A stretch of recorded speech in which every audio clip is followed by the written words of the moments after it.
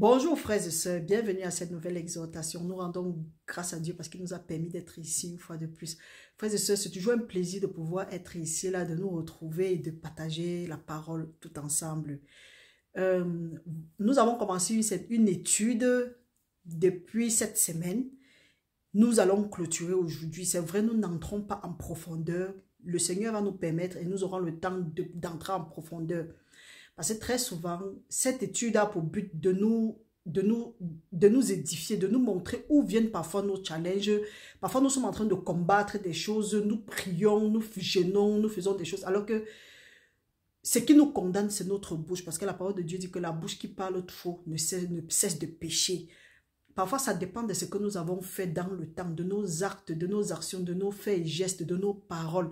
Nous avons vu premièrement que certains de nos challenges viennent des liens d'âme. Nous sommes appuyés un peu sur les liens d'âme maléfiques. Il y a aussi les liens d'âme saints. Nous avons vu par exemple, je ne sais pas si j'ai vraiment parlé de ça, mais nous avons vu l'exemple de David et de Jonathan. Et nous avons vu que les liens d'âme maléfiques ou bien les liens d'âme saints, ce que ça pouvait faire sur notre génération. Parce que plus tard, David s'est souvenu du fait Jonathan l'avait aimé comme son propre âme. Et il s'est souvenu de l'enfant de Jonathan qui s'appelait Mephibosheth. Oui, quelque chose de ce genre. Et il a pris, il a béni. Maintenant, le lien d'âme maléfique fait quoi? Le lien d'âme maléfique peut aussi nous maudit même notre génération. Parce que nous voyons que Salomon s'est attaché aux femmes, à ses concubines qui l'ont entraîné chez les Baals. Donc d'autres dieux que le Dieu d'Israël. Le Dieu que toi et moi nous servons. Nous voyons que Dieu a dit qu'il va punir plutôt la génération de Salomon. Nous voyons aussi le cas d'Akab.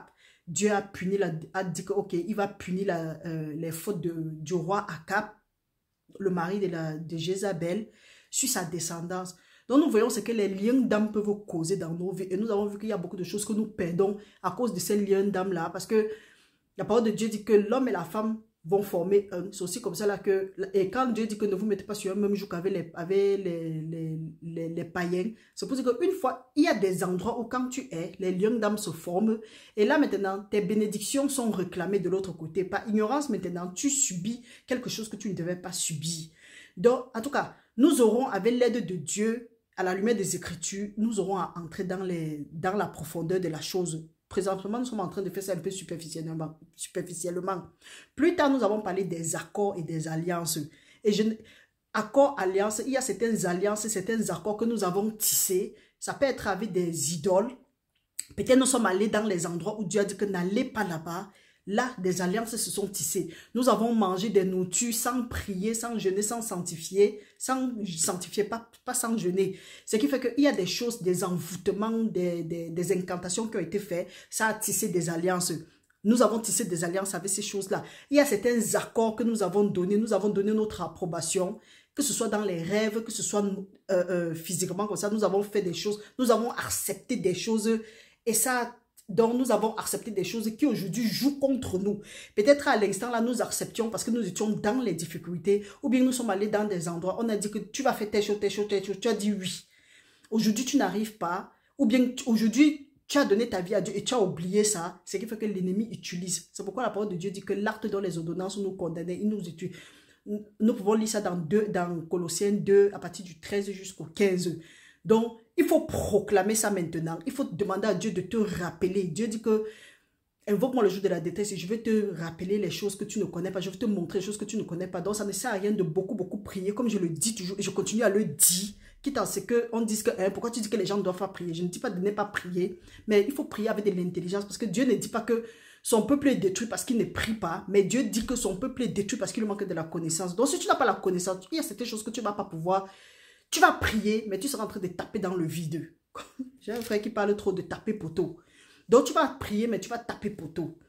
Donc, aujourd'hui, nous allons continuer avec... Il y a aussi autre chose qui apporte les stagnations, les frustrations et autres dans notre vie. Il y a les vœux, les engagements. Et on a parlé des vœux, des engagements, un instant. Des vœux, des engagements et des promesses.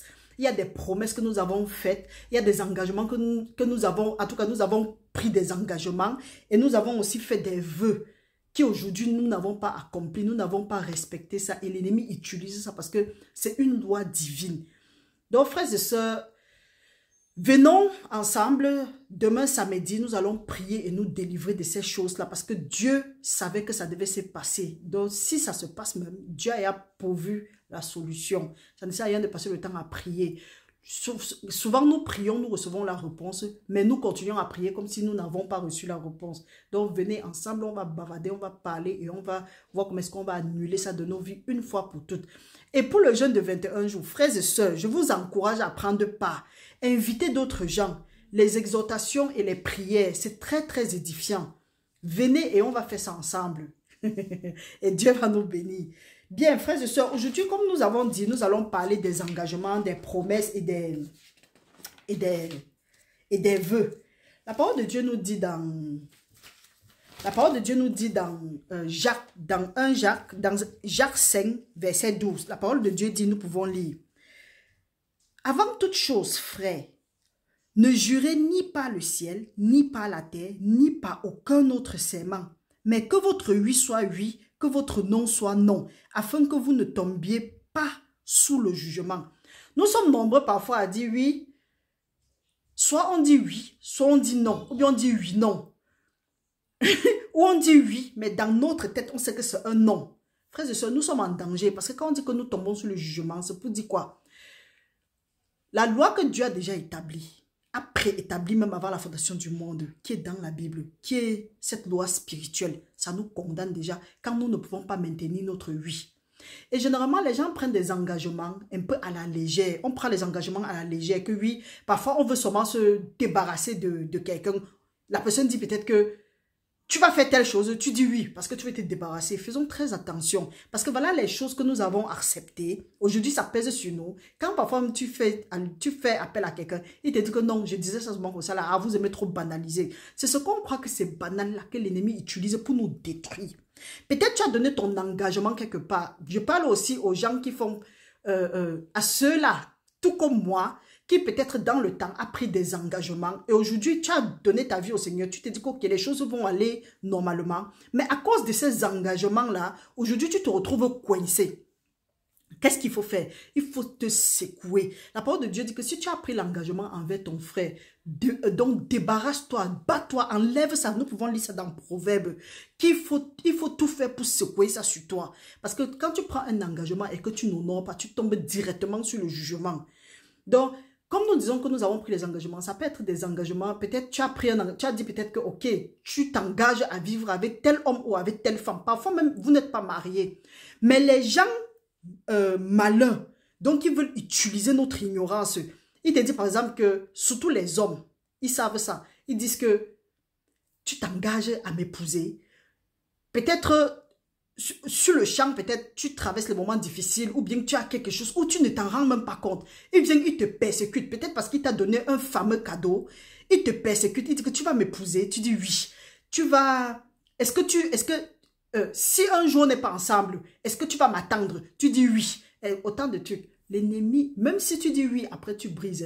Spirituellement, l'esprit a déjà noté. Et les démons aiment ce genre de choses. Quand on dit même que les démons, là, ce ne sont pas les... C'est ce que Dieu a préécrit. Donc, une fois que tu as brisé ce que tu as fait, ce que tu as dit là, ça va jouer sur toi. C'est pourquoi il y a beaucoup de... Il y a beaucoup... On rencontre beaucoup de gens dont les destinées ont été bousillées parce qu'ils sont ignorants de ce qu'ils... Donc, ils ont oublié ce qu'ils avaient fait. Oh, l'esprit n'oublie pas. Il y a même les mariages qui sont brisés. Pourquoi? Parce que tu as d'abord fait un engagement quelque part. Maintenant, tu viens t'engager ici. Tant que tu n'as pas brisé avec l'autre engagement, d'autres engagements qui te tiennent encore prisonnier ou prisonnière. Donc, c'est là où il y a des alliances. Tant que tu n'as pas encore brisé ça, tu n'as pas annulé ça, mon frère, tu ne dis rien. C'est pour dire que tu es en train de consentir. Nous allons lire ça ici. Si nous ne lisons pas ça ici aujourd'hui, nous allons lire ça demain. Quand tu ne dis rien, tu consens et ça va prendre effet. Donc, il faut ouvrir ta bouche. C'est pour ça que la parole de Dieu dit qu'ouvrir la bouche pour proclamer. Dieu, quand il disait que la terre soit, que la lumière soit, il n'a pas fermé sa bouche. Il a ouvert sa bouche pour dire. Donc, celui-là ou celle-là qui t'a fait signer des accords, qui t'a fait prendre des engagements, peut-être quand tu étais dans les moments un peu de... Ou bien quand il y a du moins, les amoureux, new love. Quand il y a un nouveau amour, Celui qui est rusé va te faire prendre des engagements, faire des vœux, faire des promesses. Parce que demain, il sait que même si ça ne marche pas, soit tu restes accroché à ces promesses-là, ou tu vas commencer ta vie. Partout où tu vas aller, tu vas échouer. Jusqu'à ce que Dieu te donne la révélation que tu dois annuler ces promesses-là. Donc, frères et sœurs, que ce soit les engagements de mariage, que ce soit les engagements du business, que ce soit n'importe quel engagement, si tu te rends compte que quelque chose ne va pas dans ta vie, la prière que tu peux faire, tu peux seulement dire que Seigneur, je te demande pardon pour quel que soit l'engagement que je me suis, en tout cas, quel que soit l'engagement que j'ai pris ou que j'ai prise, Père, caché dans ma vie et qui m'empêche d'avancer aujourd'hui, papa, que ce soit annulé à partir de maintenant au nom puissant de Jésus-Christ. Parce que ta parole me dit dans 2 Colossiens que l'acte dont les ordonnances me condamnaient, Jésus-Christ les a effacés en triomphant d'elle sur la croix. Tu dois ouvrir ta bouche et proclamer comme on est en train de faire là. Tu ne dois pas rester tranquille. Parce que ça ne sert à rien de faire les jeûnes de... Parce que si tu entres dans le jeûne et que tu n'as pas une certaine connaissance, tu vas sortir du jeûne bredouille. Ça ne sert à rien de passer le temps à faire les longs jeûnes, faire les longues prières, alors qu'il y a les choses que l'ennemi utilise dans le spirituel, dans les ténèbres, pour te bloquer. Frère, la parole de Dieu dit que j'avoue que mon peuple a du zèle, mais il n'a pas de l'intelligence. Donc, ce que nous allons faire, on a eu à faire un jeûne de prière ici, là, que Seigneur, révèle-nous. Donc, ce que nous allons faire, c'est que nous allons demander que Dieu nous donne l'intelligence. Donc, si peut-être tu as pris des engagements et qu'aujourd'hui tu te rends compte que bon, un domaine de ta vie ne marche pas, même banalement comme ça, elle a dit que Seigneur, si j'ai pris les engagements, si j'ai promis des choses, si j'ai fait des vœux et qu'aujourd'hui ça me condamne, papa, pas ton Saint-Esprit, je t'en prie, ramène ça à ma mémoire. Je t'invoque en ce moment-ci, ramène toute chose qui doit être confessée, ou bien qui doit être confessé, qui doit être annulé à ma mémoire au nom puissant de Jésus-Christ. Et tu dis à Dieu que Seigneur, j'étais ignorant, j'étais ignorante. Tu pries de la sorte. Tu vas voir, Dieu dit que demander, ça vous sera donné. Maintenant, tu ne peux pas dire que oui, tu n'as pas demandé parce que tu ne connaissais pas. Aujourd'hui, tu connais. C'est pour ça que la parole de Dieu dit que Dieu est proche. Ne vous souciez de rien, mais pas des prières, des supplications avec action de grâce. Faites connaître vos besoins à Dieu et la paix qui surpasse votre paix gardera vos cœurs. Peut-être tu as dit des choses face peut-être aux difficultés parce que souvent les gens disent que quand ils sont dans les frustrations, ils disent que Seigneur, si tu me bénis. Je me souviens quand je cherchais le... bon, les sorts. Je me souviens que j'étais face à un problème. J'ai dit que Seigneur, si tu m'accordes ce que je désire, je vais te servir. Je vais te servir, Seigneur. Je serai ton pied, mon pied. Une fois que j'ai eu ça, j'ai oublié la promesse. Maintenant, j'étais devant, je courais. Je dis, Seigneur, je veux telle autre chose. Je veux telle autre chose. Je prie, je chasse les démons. Je prie, je jeûne. Je fais ce qu'il y avait à faire. Rien ne bougeait. Jusqu'à je me suis tranquillisée. Je croyais que mes pleurs pouvaient bouger Dieu, pouvaient mouvoir Dieu. Les pleurs ne mouvoient pas Dieu. Ce qui mouvoit Dieu, c'est sa parole. Il dit que sa parole, il a mis sa parole au-dessus de son nom. Donc sa parole subsiste au-dessus de son nom.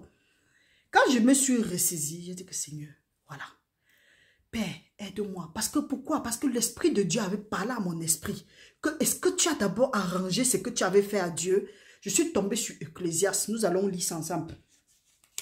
Allons lire dans Ecclésiaste 4, Ecclésiaste 5, du verset 4 à 5. La parole de Dieu nous dit quoi? Lisons, nous allons commencer à 3. De 3 jusqu'à 6. La parole de Dieu dit que lorsque tu fais un vœu à Dieu, ne tarde pas à l'accomplir, car il n'aime pas les insensés. Accomplis le vœu que tu as fait. Mieux vaut pour toi ne point faire de vœu que d'en faire un et de ne pas l'accomplir. Ne permets pas à ta bouche de faire pécher ta chair et ne dis pas en présence de l'envoyé que c'est par inadvertance. Pourquoi Dieu s'héritera-t-il de tes paroles et détruirait-il l'ouvrage de tes mains? Car s'il y a des vanités dans la multitude des paroles, il y en a aussi dans beaucoup de paroles. C'est pourquoi crains Dieu. Ce n'est pas étonnant que tu as comme impression que tout ce que tu touches échoue. Tout ce que tu touches tombe à l'eau. Tout ce que tu touches, c'est comme si ça tombe. Tu fais même affaire avec quelqu'un, ça se gâte. Excusez-moi, c'est comme si je veux mélanger. Je veux mélanger le langage. Ce n'est pas étonnant. Tu as prié, tu as jeûné, tu as fait tout ce que tu vois, c'est là, oui. Pendant que les gens font, ils émergent. Toi, tu viens, tu mets ta main sur ça, ça se gâte. Pourquoi? Tu as fait peut-être un vœu, tu as fait un engagement, tu as peut-être fait une promesse, tu n'as pas accompli. Parce que c'est la loi ici. Et si Dieu est miséricordieux, Dieu n'est pas gentil. Dieu est bon, mais il n'est pas gentil. Si tu as fait un vœu, ce n'est pas parce que tu es l'enfant de Dieu que il doit faire exception. Non, la parole de Dieu dit que Dieu ne fait exception de personne. Tu as brisé la loi, oui. Tu vas subir. Tu as respecté le commandement de Dieu, oui. Tu reçois la bénédiction. Mais si tu n'as pas respecté, tu vas recevoir la malédiction. Donc, frères et sœurs, quand je suis entrée en contact avec ce passage, parce que je ne comprenais pas ce qui n'allait pas, et je me rappelle, j'avais prié que Seigneur, montre-moi ce qui est dans ma vie. Je suis tombée sur ce passage. C'est là où j'ai dit que, mais, je me rappelle, j'avais fait telle chose, j'avais dit telle autre chose. Dès que je suis ça, et que je suis qu'à l'heure, si je ne peux plus remédier la situation, je suis allée sur mes genoux. Les choses qu'on dit que j'ai prié, j'ai dit Seigneur, je te demande pardon. Ce qui m'a plu après, c'est que je n'avais pas fait du mal à quelqu'un. C'est ma bouche seulement. Comme on dit que la mort et la vie sont au pouvoir de la langue et qu'il aime en manger le fruit. Parfois, même en faisant même ces vœux-là, tu dis que si je ne fais pas, que ceci m'arrive. Si je ne fais pas, qu'autre chose m'arrive. Or, Jacques nous dit que quoi? Que ton oui soit oui, ton non soit non. Et on va lire plus tard dans Matthieu 5,33 que ne jurez pas. Tout ce qui vient après là, ça vient du diable. Tu ne peux pas jurer parce qu'il y a les gens parfois qui disent que je jure sur la tête de mon enfant. Ne faisons plus l'erreur là. Parce que quand tu jures sur la tête de ton enfant, parfois tu peux jurer sur la tête de ton enfant, même si ton enfant ne meurt pas physiquement, ton enfant peut mourir spirituellement. Certaines calamités commencent à arriver à tes enfants. Certaines calamités, tu as juré peut-être par toi-même. Tu commences à te retrouver, au lieu de dire que oui, tu quittes ça, parfois même tu es même malade ou tu rencontres les blocages à cause du fait que tu as dit que je jure sur ma tête. Tu ne peux pas faire un cheveu noir devenir blanc. Donc, frères et sœurs, nous devons apprendre à dire oui, oui. Ne pas accepter parce que sur le coup de l'émotion. Ne pas faire des promesses parce qu'on veut se débarrasser de quelqu'un ou bien parce que on est face à une situation difficile. Que les gens ne nous amadouent plus. On vient, on dit que ok, voilà quelque chose. Est-ce que tu acceptes que si tu ne me payes pas, tu vas me rembourser? Ou bien que je vais saisir ceci? Ou bien que tu n'auras jamais quelque chose de bien dans ta vie? Ou si tu ne m'épouses pas, tu ne vas jamais trouver l'homme de ta vie? Il y a certaines promesses comme ça là. Ou bien peut-être quelqu'un a été affecté par l'attitude d'un homme ou d'une femme. Un homme par exemple dit que le comportement des femmes là, je ne vais jamais me marier. Tu as dit ça banalement. Tu crois que tu as dit, tu as fini avec. C'est pour ça qu'on retrouve aussi beaucoup de célibataires, ou bien des gens qui sont seulement malades, ou bien des gens... Il y a beaucoup de choses que nous vivons ici dehors. Chacun doit s'observer, doit s'examiner lui-même pour savoir ce qui ne marche pas avec lui. Par exemple, un enfant voit comment un homme abuse d'une femme. Il dit que si le mariage est comme ça, je ne vais jamais me marier. L'enfant dans l'ignorance a dit ça. Mon frère, l'ennemi a approuvé. Ce que tu vas lier sur la terre sera lié aussi. Ce que tu vas délier sur la terre sera délié au ciel. C'est pourquoi le monde des ténèbres a l'avantage sur nous. Parce que quand eux, ils disent, ils croient à ce qu'ils disent. Mais nous, on dit les mauvaises paroles. On quitte, tu sais, on dit que non, c'est banal. Maintenant, quand on dit les bonnes paroles, au lieu de croire encore, de rester sur ça, comme la parole de Dieu dit, rester dans la foi, on dit que, est-ce que ça va m'arriver? Est-ce que Dieu va accomplir sa parole? Donc, le doute vient. Donc, frère, ce n'est pas parce que tu as vu un homme abuser d'une femme, ou bien une femme abuser, tromper son mari, ou bien un homme tromper sa femme, que tu dis que non, je ne vais jamais me marier. Aujourd'hui, je ne sais pas, peut-être tu es à l'âge nuptial, comme la parole de Dieu dit. Tu n'es pas marié, tu n'as pas d'enfant, tu n'as rien. Tu dis que, hey, qu'est-ce qui ne va pas? Tu as déjà prié, tu as déjà jeûné, tu as tout fait, tu as assaini tes fondements, tu as détruit, tu as gâté les générations, les fondations, les coiffes générationnelles. Tu as fait tout ce qu'il faut, mais rien ne change. Mon frère, rentre maintenant. Regarde si dans ton énervement ou bien dans ton ignorance, tu n'as pas dit quelque chose qui joue maintenant contre toi. Vous comprenez, frères et sœurs? Donc, je prie que ça là, que ce soit entré dans nos cœurs et que nous allons comprendre. Allons maintenant lire dans Matthieu 5. Au verset 33 jusqu'à 37, la parole de Dieu nous dit, ça parle toujours des engagements et des vœux. La parole de Dieu dit, vous avez encore appris qu'il a été dit aux anciens, tu ne parjureras point, mais tu t'acquitteras envers le Seigneur de ce que tu as déclaré par serment. Mais moi, je vous dis de ne pas jurer, de ne jurer aucunement, ni par le ciel, ni par le ciel, que c'est le trône de Dieu, par la terre, parce que c'est son marchepied, ni par Jérusalem, parce que c'est la ville du grand roi. Ne jure pas non plus, car ne jure pas non plus par ta tête, car tu ne peux pas rendre blanc ou noir un seul cheveu, que votre oui soit oui et que votre non soit non, et qu'on y ajoute, tout ce qu'on ajoute vient du malin. Donc si tu as eu à dire des choses, au lieu de dire oui, tu dis que oui, il y a par exemple J'ai eu à stopper beaucoup de personnes. Quelqu'un dit, je te jure au nom de Dieu. Hey, tu es qui pour jurer au nom de Dieu alors que la parole de Dieu nous dit de ne pas faire. Tu vois, vous voyez, notre ignorance fait que nous signons, nous prenons des engagements, nous faisons des vœux spirituels sans nous en rendre compte. La parole de Dieu dit que quoi? L'accusateur de nos frères. Le diable est là, il rôde, il attend seulement les occasions comme ça là. Il te prend, il te met dans l'enclume, il te cogne bien parce que là, il sait qu'il cogne. Dieu ne va rien faire. Si Dieu veille sur sa parole pour l'accomplir en bien, c'est que Dieu veille aussi sur sa parole pour l'accomplir, que c'est aussi en mal. C'est pourquoi certains gens prient, ils jeûnent, mais l'ennemi a toujours accès à leur vie. Frères et sœurs, samedi, nous allons prier contre ces affaires-là. Donc, si tu te rends même compte et que tu es même seul, tu n'es pas obligé d'attendre seulement demain ou bien tu peux déjà aller sur tes genoux. Tu dis, Père, je confesse. Je reconnais que j'ai dit beaucoup de mauvaises paroles dans l'amertume ou bien dans les moments difficiles ou bien peut-être quelqu'un m'a trompé ou bien j'ai vu des choses qui m'ont affecté et j'ai avancé des paroles dans l'ignorance.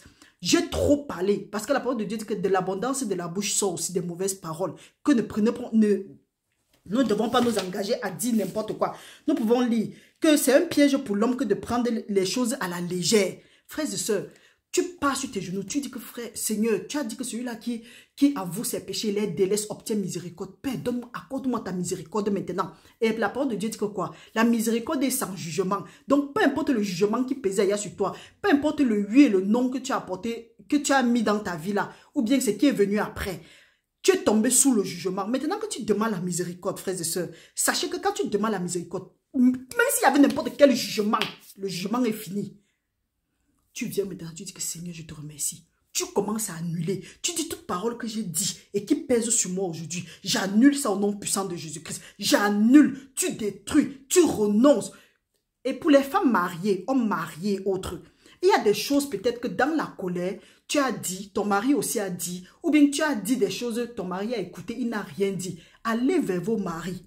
Peu importe que tu sois chrétien, que tu sois païen ou païenne ou bien quoi. Si tu as dit des choses qui n'ont rien à voir avec l'affaire de Dieu, du moins, si tu as dit des choses, tu as pris des engagements, tu as pris des vœux, tu as fait des vœux, ou bien tu as fait des promesses, et que ça ne s'est pas accompli, ton mari n'a encore rien dit. Mon frère, et que tu sais que c'est mauvais, cours. Même ce qu'on dit souvent que oui, on appelle l'homme salaud, on l'appelle imbécile, on l'appelle fumeur, soulard.